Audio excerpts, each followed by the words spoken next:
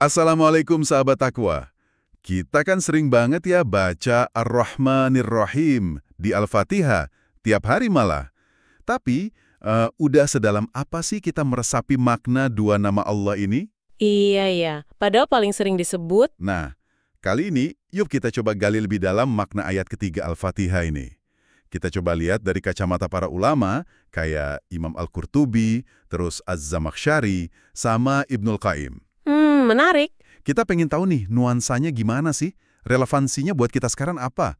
Dan kenapa ya kok ditaruhnya pas sebelum Maliki Yaumiddin? Oke, siap. Nah, kita mulai dari sini deh.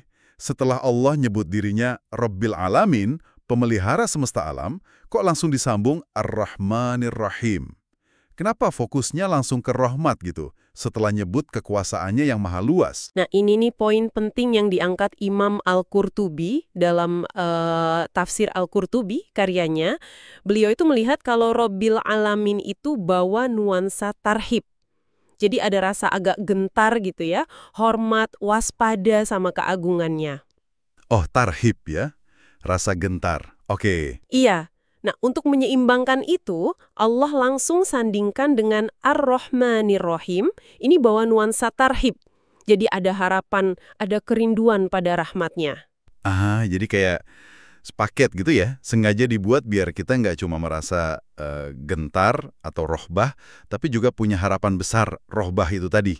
Betul sekali. Biar seimbang. Dan keseimbangan ini, kata Al-Qurtubi, justru lebih bikin kita semangat taat dan nahan diri dari maksiat ya. Jadi geraknya karena cinta sekaligus sadar gitu.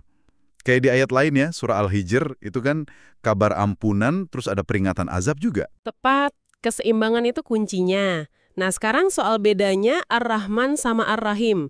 Ini Imam Az-Zamakhsyari dalam Al-Kasyaf punya analisis bahasa yang, wah, menarik banget. Gimana tuh? Jadi Ar-Rahman itu kan polanya fa'lan.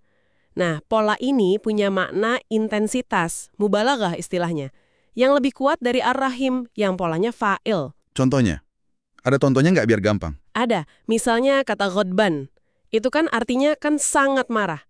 Nah, itu lebih intens daripada sekedar ghadib, yang artinya marah biasa. Jadi fa'lan itu lebih wah gitu maknanya. Oh, oke. Jadi Ar-Rahman itu kayak curahan rahmat yang melimpah ruang banget, intens, mencakup nikmat-nikmat gede, yang dasar, dan buat semua makhluk gitu ya, umum sifatnya. Benar, universal, mendasar, itu Ar-Rahman. Kalau Ar-Rahim, nah menurut Az-Zamakhsyari lagi nih, ini fungsinya kayak penyempurna. Rahmatnya lebih spesifik, lebih detail. Spesifik gimana maksudnya? Ya, lebih berkelanjutan, dan seringnya dikaitkan sama kasih sayang Allah yang khusus buat orang-orang beriman. Misalnya dalam menjalankan ibadah, atau nanti di akhirat. Gitu. Oke, paham. Jadi Ar-Rahman itu rahmat universal yang melimpah, Ar-Rahim rahmat spesifik yang terus-menerus. Nah, sahabat Taqwa, gimana nih kita bawa pemahaman ini ke tataran praktis di tengah kesibukan kita sekarang ini misalnya? Iya. Imam Al-Ibnul Qayyim dalam tafsirnya ngaitin ini langsung ke ubudiyah kita, ke penghambaan kita. Jadi gini, kalau kita merenungkan Ar-Rahman, itu harusnya numbuhin rasa syukur ya atas semua nikmat universal ini. Udara, alam yang teratur, wah macam-macam lah. Dan mendorong kita berbuat baik ke semua juga ya berarti? Iya dong, kan rahmatnya buat semua. Nah, sementara itu, kalau kita sadar akan Ar-Rahim, kita jadi ingat bahwa kita bisa ibadah, bisa doa, minta hidayah, itu sendiri sebetulnya rahmat khusus dari Allah. Itu harus disyukuri, dijaga. Wah, ini bisa jadi sumber kekuatan ya, pas lagi down atau ragu gitu. Betul, bisa banget. Itu aplikasi yang dalam sih. Jadi kesadaran Ar-Rahman bikin kita lebih empati ke sesama, ke lingkungan. Terus Ar-Rahim nguatin hubungan personal kita sama Allah dalam ibadah. Oh, pantesan ya. Dua sifat ini disebutnya setelah Alhamdulillah. Nah, iya kan? Kata Ibnul Qayyim, ini nunjukin Allah itu terpuji dalam segala aspeknya. Dalam uluhiyahnya sebagai Tuhan, rububiyahnya sebagai pemelihara, rahmaniyahnya yain kasih sayangnya, sama mulknya, kekuasaannya. Lengkap ya. Dan urutan nyebutnya, Ar-Rahman dulu, baru Ar-Rahim, itu juga ada maknanya ya. Tadi kata Az-Zamakhsyari. Iya, ada. Jadi yang lebih umum, lebih luas cakupannya, Ar-Rahman disebut duluan, Baru disusul sama yang lebih spesifik, Ar-Rahim, sebagai pelengkap nikmat yang lebih detail gitu. Oke, jelas. Nah, sekarang nih, bagian yang bikin penasaran banget. Kenapa setelah ditegaskan rahmat yang sebegitu besarnya, kok ayat berikutnya malah Maliki Yaumiddin, penguasa hari pembalasan? Rasanya kan kayak kontras gitu ya. Apa hikmahnya? Justru itu dia sahabat takwa. Disitulah letak sempurnanya keseimbangan. Imam Al-Qurtubi lagi nih yang kasih penjelasan bagus banget. Jadi setelah jiwa kita diisi harapan, tarhib tadi, lewat Ar-Rahman Ar-Rahim, Iya. Allah langsung ingetin kita soal pertanggungjawaban di hari kiamat, lewat Maliki Yaumiddin. Nah, ini fungsinya buat menghadirkan lagi tarhib, rasa waspada. Jadi biar nggak kebablasan gitu ya.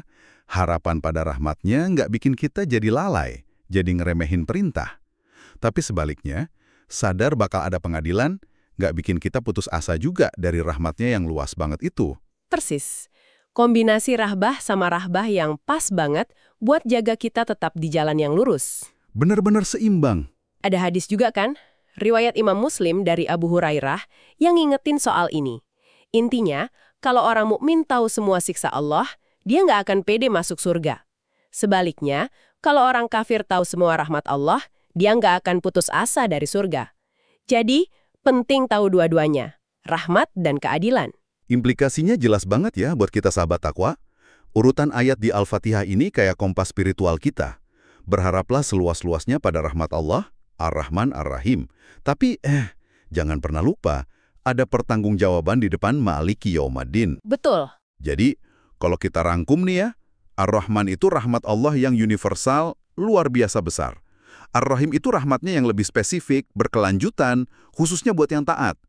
Nah, penempatannya di Al-Fatihah itu jadi kunci buat bangun hubungan yang seimbang sama Allah. Penuh harap, tapi juga penuh waspada. Nah, sebagai penutup nih, sahabat takwa, coba yuk kita renungan lebih jauh lagi, gimana ya jadinya kalau kesadaran akan makna Ar-Rahman dan Ar-Rahim ini benar-benar meresap dan mewarnai tiap keputusan kita, tiap respons kita, tiap interaksi kita sehari-hari. Menarik itu. Kira-kira cara kita lihat kesulitan, lihat kesuksesan, lihat hubungan sama orang lain, bahkan lihat isu-isu global zaman sekarang ini bakal berubah enggak ya kalau selalu kita bingkai pakai kacamata rahmat ilahi yang tak terbatas ini? Dan renungkan ya. Terima kasih banyak sudah berbagi ilmunya. Dan terima kasih sahabat takwa sudah menyimak penelusuran makna kali ini. Semoga kita terus diberi kemampuan menggali hikmah Al-Quran ya. Wassalamualaikum. Waalaikumsalam warahmatullahi